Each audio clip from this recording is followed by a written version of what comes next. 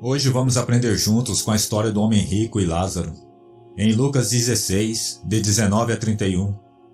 Havia um homem rico que se vestia de púrpura e de linho fino, e vivia no luxo todos os dias.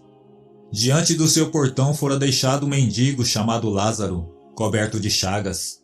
Ele ansiava comer o que caía da mesa do rico. Em vez disso, os cães vinham lamber as suas feridas. Chegou o dia em que o mendigo morreu, e os anjos o levaram para junto de Abraão. O rico também morreu e foi sepultado. No Hades, onde estava sendo atormentado, ele olhou para cima e viu Abraão de longe, com Lázaro ao seu lado. Então chamou-o: Pai Abraão, tem misericórdia de mim, e manda que Lázaro molhe a ponta do dedo na água e refresque a minha língua, porque estou sofrendo muito neste fogo. Mas Abraão respondeu: Filho, lembre-se de que durante a sua vida você recebeu coisas boas, enquanto que Lázaro recebeu coisas más. Mas agora, porém, ele está sendo consolado aqui, e você está em sofrimento. E além disso, entre vocês e nós há um grande abismo, de forma que os que desejam passar do nosso lado para o seu, ou do seu lado para o nosso, não conseguem. Ele respondeu: Então eu lhe suplico, pai, manda Lázaro ir à casa de meu pai, pois tenho 5 irmãos.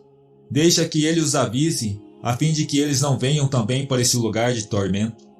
Abraão respondeu: Eles têm Moisés e os profetas, que os ouçam. Não, pai Abraão, disse ele, mas se alguém dentre os mortos fosse até eles se arrependeriam. Abraão respondeu: Se não ouvem a Moisés e aos profetas, tampouco se deixarão convencer, ainda que ressuscite alguém dentre os mortos. Jesus compartilhou essa poderosa história para nos ensinar como viver para Deus enquanto estamos na terra. Podemos fazer o que quisermos aqui, pois temos a liberdade de viver como desejamos. No entanto, não podemos escolher as consequências de nossas ações quando nos deparamos com a realidade da eternidade.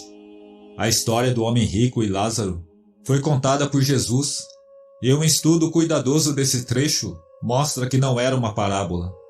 Jesus contou a história diretamente, não como uma ilustração, mas como uma realidade. Alguns argumentam que essa narrativa não é uma história verdadeira, mas sim uma parábola. No entanto, acredito que foi uma história real, com base no fato de que nas parábolas, Jesus geralmente não usava nomes reais das pessoas. O homem rico tinha tudo o que desejava enquanto estava na terra, mas nunca reconheceu a Deus. Ele passou todos os dias de sua vida em vaidade, nunca se preparando para a eternidade. Antes que ele percebesse que a eternidade não deve ser tratada com desprezo, ele fechou os olhos para a morte e se viu diante de uma eternidade para a qual não estava preparado. Lázaro, por outro lado, era um homem pobre, um mendigo que se alimentava das migalhas que caíam da mesa do homem rico. Enquanto isso, os cachorros do homem rico lambiam as feridas no corpo de Lázaro. Essa é a síntese da vida desses dois indivíduos, o homem rico e o pobre Lázaro. 2 coisas são comuns a todos, homens e mulheres: a morte e os impostos. Todos, grandes ou pequenos, ricos ou pobres, velhos ou jovens, um dia enfrentarão a eternidade. No entanto, aonde uma pessoa pertencerá na eternidade é uma consequência de como ela viveu na terra. Infelizmente, não sabemos quando fecharemos os olhos para a morte. O que o homem rico e Lázaro encontraram na eternidade foi totalmente contrastante com suas experiências na terra. O homem rico morreu, mas sua riqueza não teve valor na eternidade. Devido à sua maldade na terra, ele teve sua porção no inferno. Por outro lado, o estado terreno de pobreza de Lázaro não o privou de alcançar o céu. Não é maravilhoso? Não é ótimo que sua conta bancária não tem nada a ver com onde você passará a eternidade? Há um ditado que diz que o dinheiro move o mundo. Neste mundo, o dinheiro pode fazer muitas coisas por você. Pode abrir portas, proporcionar tratamento preferencial e comprar um padrão de vida melhor. Há muitas coisas que o dinheiro pode fazer por você neste mundo. Mas não é ótimo que o dinheiro não tem nada a ver com onde você passará a eternidade? Lázaro terminou no seio de Abraão, enquanto o homem rico era atormentado no inferno. A história do homem rico nos ajuda a entender que há várias mensagens pregadas no inferno que não podem chegar à terra. O homem rico estava tão necessitado que se tornou verdadeiro mendigo e dependia da misericórdia de Abraão e Lázaro. No entanto, eles não podiam ajudá-lo, porque cada pessoa terá que arcar com as consequências de suas ações terrenas na eternidade. Aqui está a conversa entre Abraão e o homem rico, do versículo 27 ao 31. Ele respondeu: Então eu lhe suplico, pai, manda Lázaro ir à casa de meu pai, pois tenho 5 irmãos. Deixa que ele os avise, a fim de que eles não venham também por esse lugar de tormento. Abraão respondeu: Eles têm Moisés e os profetas, que os ouçam. Não, pai Abraão, disse ele. Mas se alguém dentre os mortos fosse até eles se arrependeriam. Abraão respondeu: Se não ouvem a Moisés e aos profetas, tampouco se deixarão convencer, ainda que ressuscite alguém dentre os mortos.